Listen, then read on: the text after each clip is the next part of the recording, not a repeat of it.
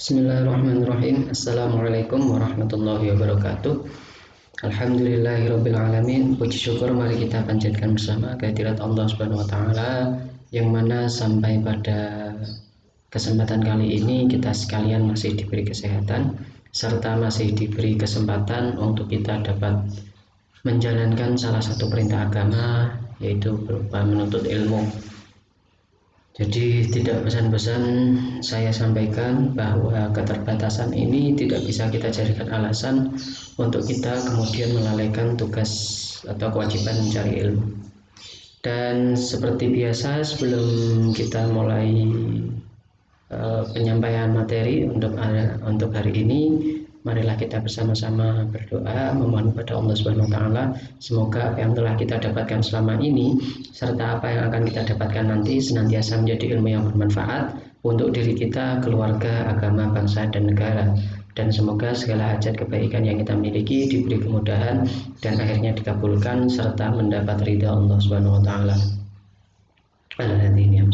Al-Fatihah. Alhamdulillahirabbil alamin arrahmanir rahim. Iyyaka na'budu wa iyyaka nasta'in ihdinas siratal mustaqim.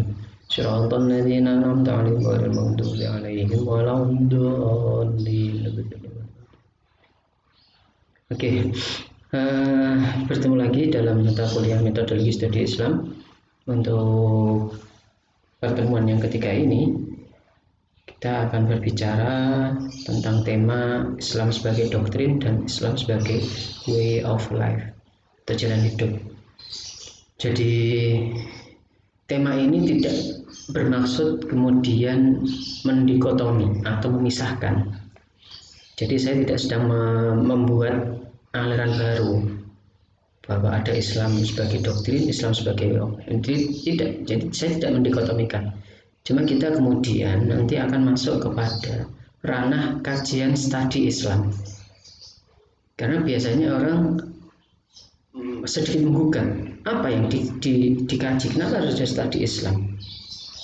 Kurang apa Islam itu kok sampai harus kemudian dikaji, kemudian sampai ada metodologinya? Nah, untuk menjawab ini kita harus pahami betul bahwa dimensi Islam itu ada dimensi doktrin, ada dimensi jalan hidup. Yang itu kemudian nanti saya harapkan itu kita akan memahami bahwa oh ternyata kajian studi Islam itu Islam yang ranah ini, dan untuk yang ini tidak usah dikaji lagi.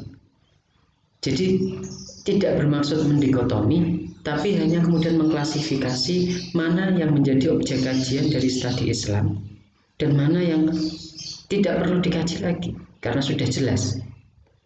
Nah, jadi itu ya. Jadi sekali lagi saya tidak sedang mendikotomi antara ada Islam sebagai doktrin atau Islam sebagai jalan hidup.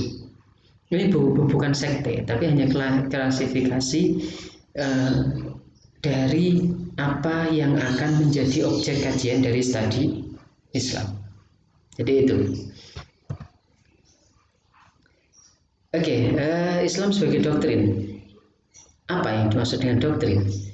Berasal dari bahasa Inggris yang berarti ajaran. Doktrin lebih dikenal dengan ajaran yang bersifat absolut yang tidak boleh diganggu gugat. Doktrin merupakan ajaran-ajaran atau asas untuk mendirikan agama atau organisasi lain yang ajarannya bersifat absolut dan tidak bisa diganggu gugat. Jadi ada ajaran yang memang sampai kapanpun tidak bisa diganggu gugat. Ajaran yang tidak akan berubah meskipun zaman berubah. Jadi di dalam Islam itu ajaran yang sampai kapanpun dia tidak akan berubah.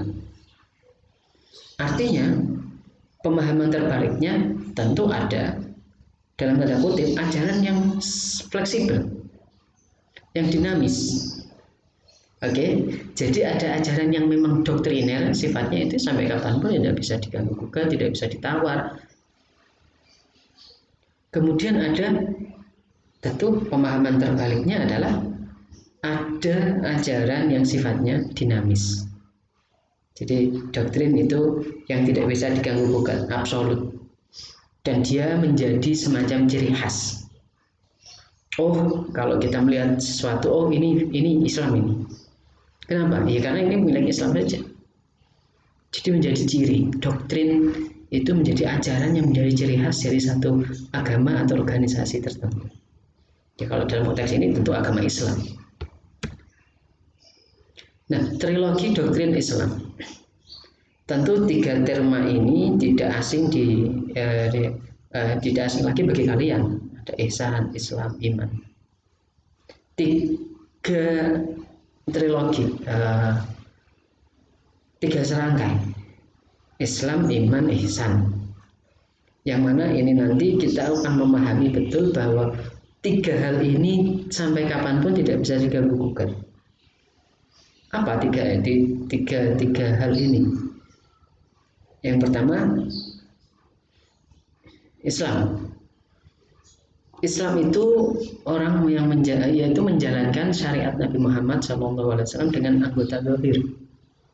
Kalau kita perhatikan, ya kalau 5 hal ini biasa kita sebut sebagai rukun Islam.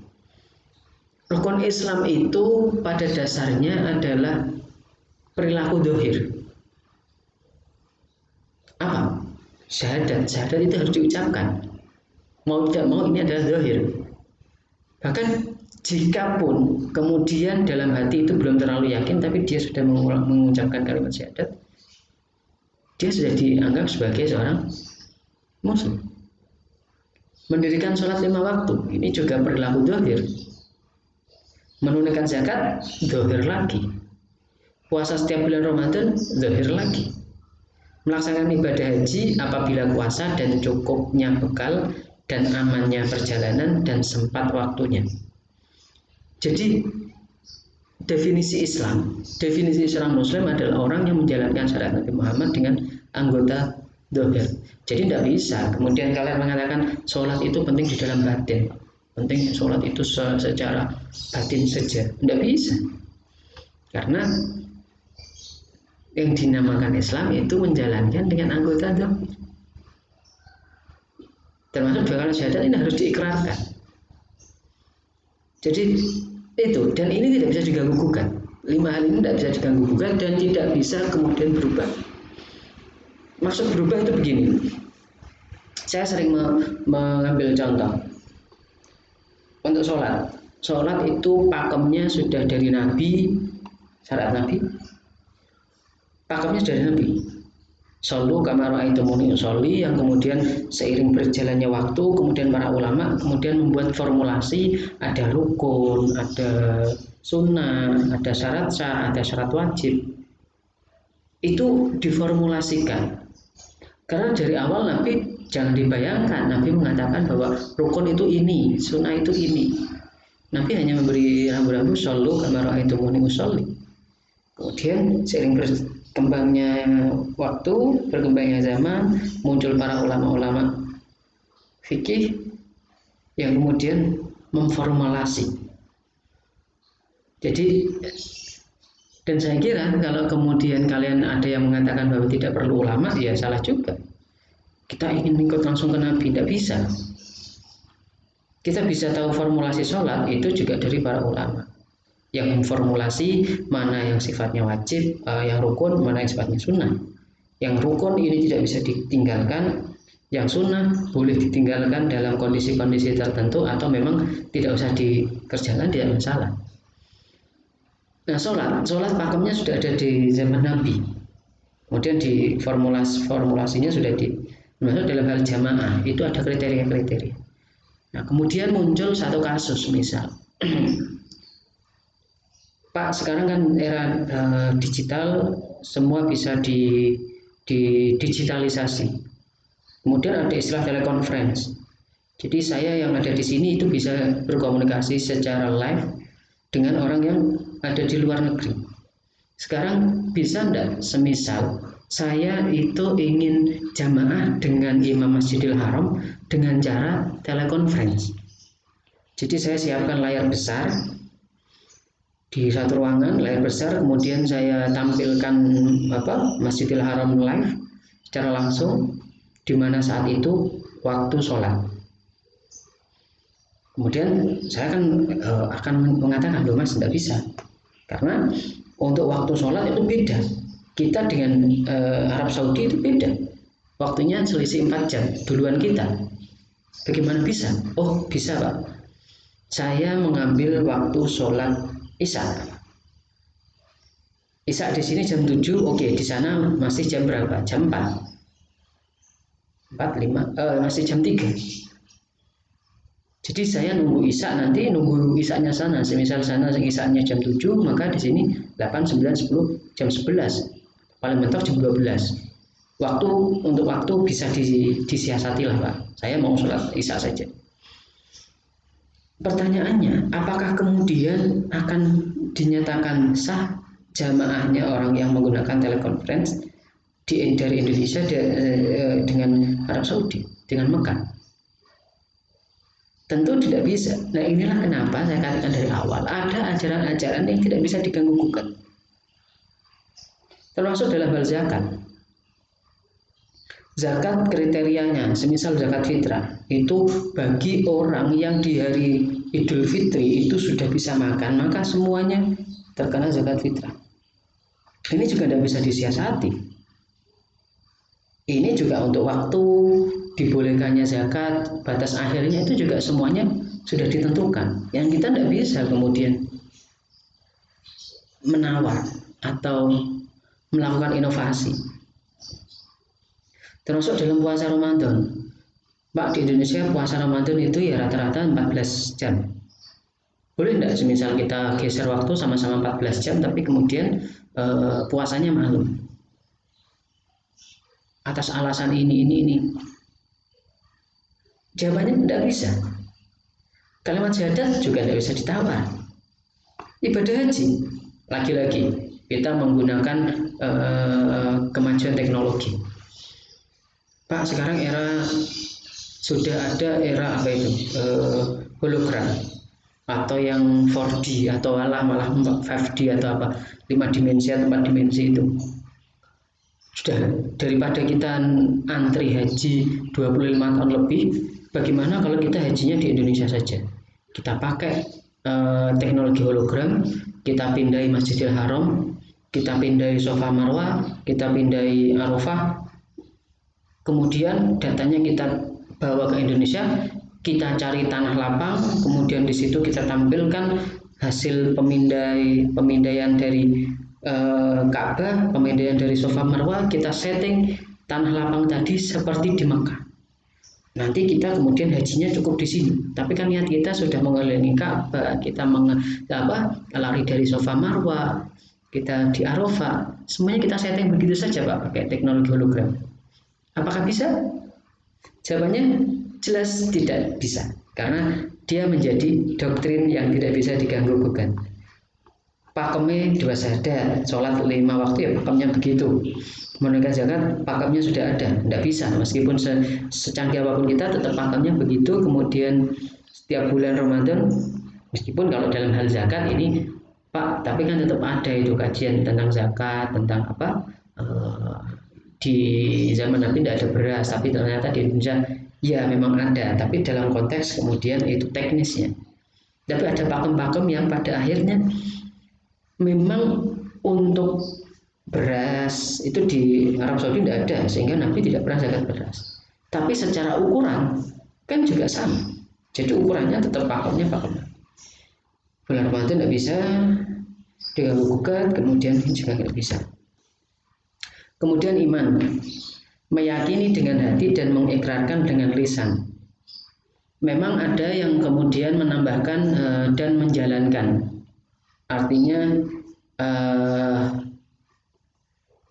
mengimani dalam hati, ikrar bil lisan, kemudian membuktikan dengan perbuatan. Tapi mayoritas ulama justru mengatakan berbuat itu adalah konsekuensi dari meyakini. Jadi definisi iman itu yang meyakini dengan hati dan mengikrarkan dengan lisan. Adapun untuk kemudian prakteknya itu adalah konsekuensi dari keyakinan yang dimiliki tadi. Ya kita tahu bahwa rukun iman ada 6. Kepada Allah, kepada malaikat, kitab-kitab Allah, utusan Allah, hari kiamat, kemudian adanya baik dan buruk ciptaan Allah Ta'ala. Jadi 6 rukun iman ini juga tidak bisa diganggu gugat. Pak, saya kok mendengar tentang malaikat itu kok dari guru semua, tidak pernah melihat sendiri. Kayaknya lama-lama saya tidak begitu percaya sih Pak adanya malaikat. Nah, itu tidak boleh. Kemudian dalam hal kitab juga demikian. Bagaimanapun kita meyakini ada 4 kitab yang diturunkan. Taurat, Zabur, Injil, Al-Quran. Itu tidak bisa diganggu gugat. Dan kalian tidak bisa menambahkan satu lagi kitab apa, tidak bisa. Karena pakemnya begitu. Percaya pada utusan Allah. Mempercayai 25 nabi dan rasul, kemudian jadi percaya dalam konteks memang Allah pernah mengutus. Bukan kemudian kita mempercayai semua akidah dan ajaran dari semua rasul, semua nabi, karena akan sangat berbeda. Tapi pasti kita harus meyakini nabi apa? Allah pernah mengutus Nabi Isa, Nabi Musa, Nabi Nuh, Nabi Ibrahim. Kemudian beriktikad adanya hari kiamat, hari rusaknya alam dunia ini. Jadi kita harus mengimani. Kita tidak boleh kemudian, kalau kita sebagai seorang mukmin tidak boleh kemudian, apa iya bumi ini akan rusak Pak? Nampaknya kok tidak akan rusak sih. Tidak ada hari kiamat itu. Ya kalau kita sudah meninggal ya meninggal saja. Tidak ada hari kebangkitan, tidak ada. Nah itu juga tidak boleh. Beriktikad adanya baik dan buruk. Bahwa pada dasarnya ada qadar, ada takdir baik, ada takdir yang buruk. Yang semua itu berasal dari Allah. Kita harus pahami betul bahwa diri kita adalah makhluk biasa yang lemah, tidak punya kuasa atas diri kita. Bukti ketidakkuasaan kita terhadap diri kita adalah untuk urusan mati saja kita tidak bisa menentukan kapan matinya kita. Bahkan ketika kita lahir, kita tidak bisa menentukan kita lahir dari seorang ibu siapa, lahir jam berapa. Kemudian kita tidak bisa menentukan rezeki kita. Kita memang bisa berusaha, tapi terkadang ada orang yang bekerja sangat keras. Dia keluar dari jam 3 pagi sampai jam 12 malam lagi. Itu rezekinya secara kuantitatif, secara kuantitas mungkin lebih sedikit dibanding orang yang menjadi direktur. Jadi kita tidak kuasa atas diri kita. Bukti ketidakkuasaan kita adalah kita tidak bisa menentukan kapan mati kita. Bahkan ketika kita lahir pun juga tidak bisa. Jadi dan baik buruk itu semuanya adalah ciptaan Allah. Meskipun pada dasarnya tidak ada yang buruk. Kalau kita mau memahami betul bahwa baik buruk itu pada dasarnya bisa kita mindset kita sebenarnya. Jadi semuanya kita dapat musibah. Itu kan kita bisa setting mindset kita dengan husnudzon, oh ini memang ujian untuk saya. Ketika kita sakit. Jadi itu ya. Meskipun memang dalam agama ada kriteria yang buruk, dalam arti kemudian tidak taat, maksiat itu memang buruk. Jadi itu ya. Nah, trilogi yang terakhir ihsan. Hendaknya engkau menyembah Allah seakan-akan engkau melihatnya, sebab meskipun tidak melihatnya, dia melihatmu.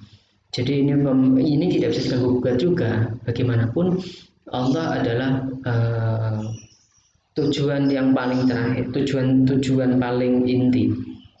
Bagaimanapun, dan kita harus pahami betul Allah tetap akan melihat kita meskipun kita mungkin tidak bisa dalam beribadah, dalam keseharian merasa melihat Allah. Tapi diingat, melihat Allah bukan kemudian kita bayangkan lafal Allah loh ya. Kadang kita secara tidak sengaja, wah kita sholat khusyuk, tapi kita seakan-akan membayangkan melihat Allah, tapi yang ada di bayangan kita itu lafal Allah. Enggak, itu bukan. Terus gimana Pak? Saya juga tidak tahu. Tapi minimal menyadari bahwa Allah melihat kita. Itu sudah menjadi satu pencapaian yang, karena terkadang kita kan lalai dalam hal itu. Kita merasa tidak ada yang mengawasi, kita merasa tidak ada yang memantau, sehingga kita kemudian enjoy dengan kemaksiatan kita, enjoy dengan kesalahan kita. Jadi itu Islam doktrin adalah yang tidak bisa diganggu gugat.